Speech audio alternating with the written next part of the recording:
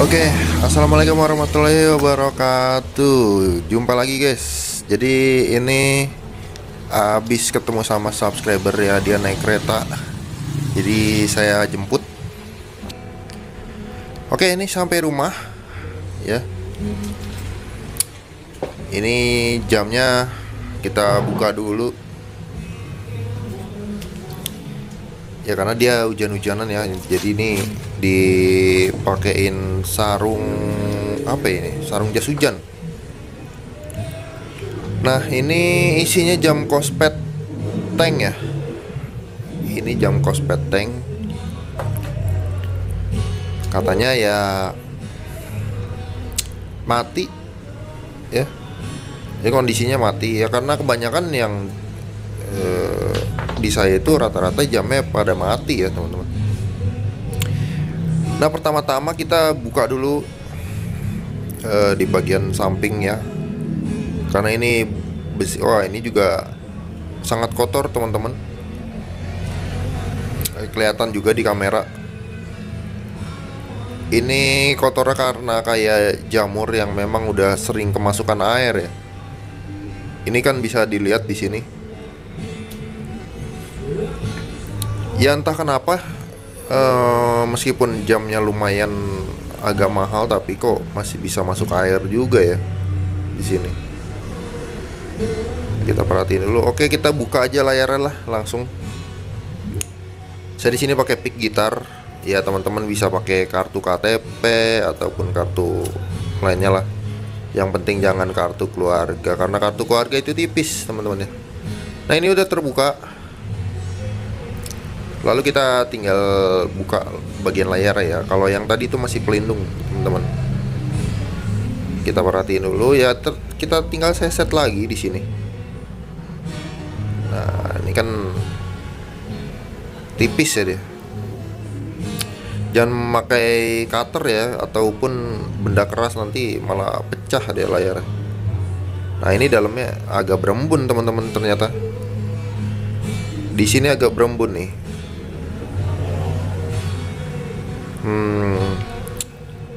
Nanti kita coba. Tapi kita buka aja dulu lah soket layarnya di sini supaya lebih aman. Di sini ada korosi juga. Kalau saya cek di dalam, ya di soket ada korosi teman-teman dan embun. Lalu kita cek juga secara kasat mata.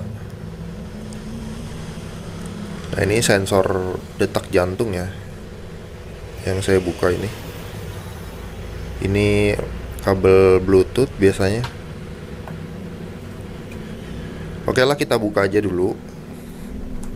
Di sini murnya mur plus ya, obeng plus. Kita buka.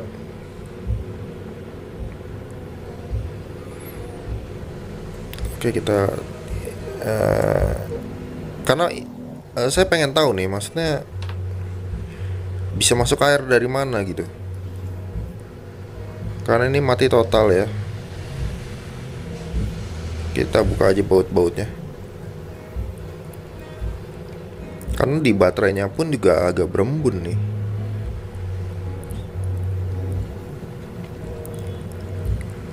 Nah, untuk jam kospet yang sebelumnya itu saya pernah perbaiki juga dengan model yang sama, tapi ini antenanya dua. Sedangkan kospet yang awal saya perbaiki itu antenanya satu dan agak berbeda ya mesinnya. Saya nggak tahu ya, ini ori atau yang mana yang ori gitu, yang awal saya perbaiki apa yang ini. Saya juga kurang begitu paham ya. Ya overall semuanya oke lah. Mesin-mesinnya juga bagus semua, nggak yang kaleng-kaleng lah. Kita cek aja nanti tegangannya berapa untuk di baterai. Ini agak goyang-goyang trip karena saya nggak ada tripod ya.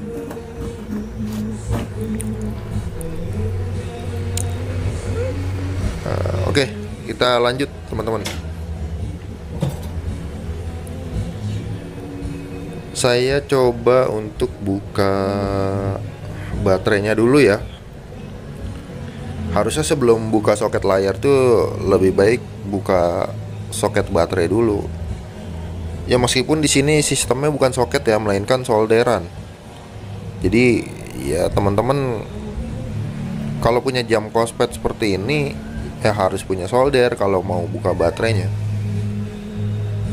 Karena dia sistemnya bukan klem seperti jam-jam yang lain ya.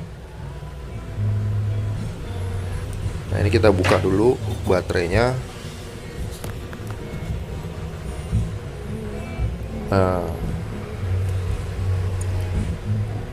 karena di sini sampai baterai mesin itu ya ada embun gitu. Jadi saya kurang tahu juga. Bukan kurang tahu ya, belum tahu uap itu atau air itu masuknya lewat celah mana, saya belum merhatiin sih. Ada kemungkinan di daerah-daerah tombol biasanya. Nah, tapi ini mesin kering ya. Mesin di bagian tombol nih kering. Bisa juga dia dari permukaan layar atas dia masuk air ya. Dari situ biasanya juga.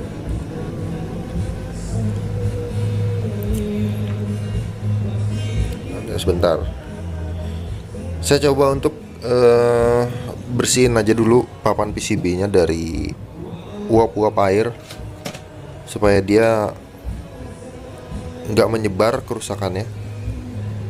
Saya di sini pakai minyak kayu putih. Ya kalau bisa teman-teman bisa pakai thinner ataupun ya yang bersifat panas lah. Kalaupun mau pakai alkohol juga bisa, tapi alkoholnya ya jangan ya, alkohol hand sanitizer ya, karena dia kandungan airnya lebih banyak. Lebih baik alkohol yang sekiranya 96% lah atau 70% masih oke lah ya dipakai. Nah ini kita udah bersihin teman-teman dari sisa-sisa embun atau uap. Karena wajib dibersihin ya kalau kayak gini ini. Karena ini komponennya komponen mikro kalau untuk di jam itu ya. Jadi ketika ada embun setitik pun dia akan menyebabkan koslet ya. Harus pendek dari kaki komponen ke kaki komponen yang lain seperti koslet jadinya nanti. Oke, kita bersihkan dulu.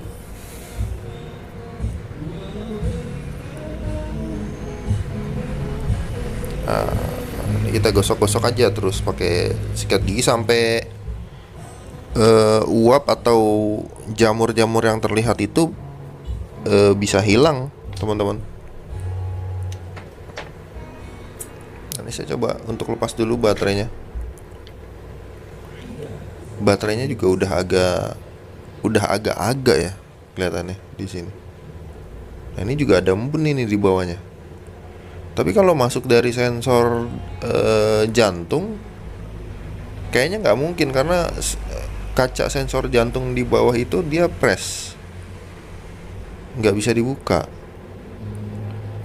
Firasat saya itu dari tombol ya, dari tombol firasat saya. Tapi kita bersihkan dulu aja. Karena sebelumnya itu banyak kasus yang kemasukan air ya. Sekelas jam Samsung ataupun Huawei itu dia malah masuknya itu lewat layar airnya. Makanya saya agak bingung juga. Produk itu saya nggak menjatuhkan produk itu ya, maksudnya dalam artian klaimnya itu anti air. Ya mungkin cuaca di sini itu di Indonesia itu berbeda ya, panas. Jadi ketika kita pakai di cuaca panas akan melelehkan lem dan lem itu akan terangkat dengan sendirinya, biasanya seperti itu. Kalau kasus-kasus di luar negeri kan jarang ya karena cuacanya dingin. Logika saya sih seperti itu, tapi ya kalau teman-teman punya pendapat lain atau pengalaman lain silakan diisi di kolom komentar aja teman-teman ya. Nah, ini saya coba keringin dulu. Kita jangan tiup pakai mulut ya, karena napas kita juga ada uap, juga mengandung uap juga. Ini saya pakai uap angin untuk membersihkan lensa ya. Oke, saya bersihin dulu, sekalian saya bersihin tatakan. Di sini saya bersihin juga konektor dari LCD, karena dia juga agak berjamur tadi ya.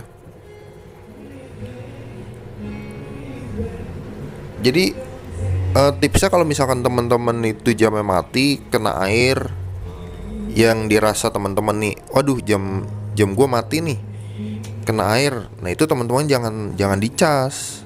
Kalau dicas dia makin konslet teman-teman ya. Karena banyak juga nih yang kasus konslet itu setelah dicas itu mati total, makanya dikirim ke saya gitu.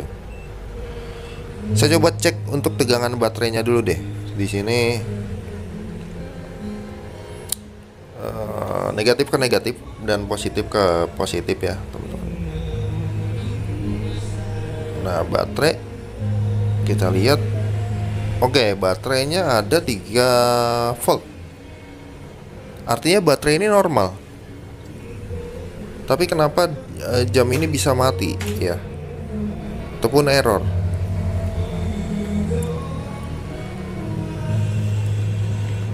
Nah, saya coba untuk teliti dulu ya. Nah, di sini ya. Saya udah pasang baterainya. Saya udah pasang kembali. Saya coba cas. Nah, ternyata hidup, teman-teman. Nah, alhamdulillah ya. Ini hidup, setelah dibersihkan nih hidup nih. Saya pikir baterainya juga udah jebol, tapi saya cek tegangannya itu masih ada tegangan baterai ya. Nah, ini hidup, teman-teman nih. Nah, oh dia nggak mau ya kalau lagi dicas. Nah, artinya jam ini masih hidup. Mungkin setelah jam ini mati nggak dicas lagi sama pemiliknya nih. Itu langkah yang bagus sebenarnya. Nah ini bisa nih teman-teman. Cuman indikator untuk baterainya itu ngaco ya. Karena memang udah lama juga mati dan dalamnya itu berembun.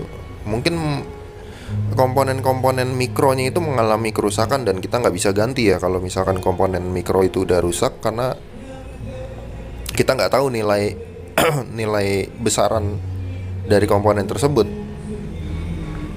Oke lah, nggak apa-apa, nggak ada masalah. Yang penting masih bisa dipakai meskipun indikator baterainya itu suka loncat ya, dari 60 nanti ke 40 gitu.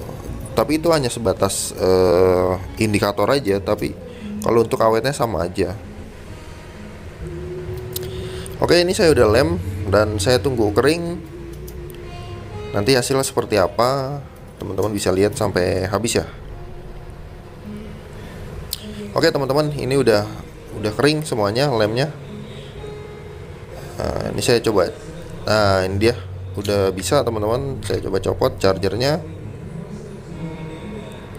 Dan alhamdulillah ya, ini baru saya cas sebentar 26%. Saya coba untuk reset ya, untuk reset ulang. Siapa tahu indikator baterainya itu normal ya. Karena ya pasti ada kekurangan ya kalau misalkan udah kena air kayak gini nih ya. Nah bener kan, 52% teman-teman. Artinya berhasil. Itu aja teman-teman tutorial kali ini. Jangan lupa klik tombol subscribe, like, dan komen jika ada pertanyaan. Assalamualaikum warahmatullahi wabarakatuh.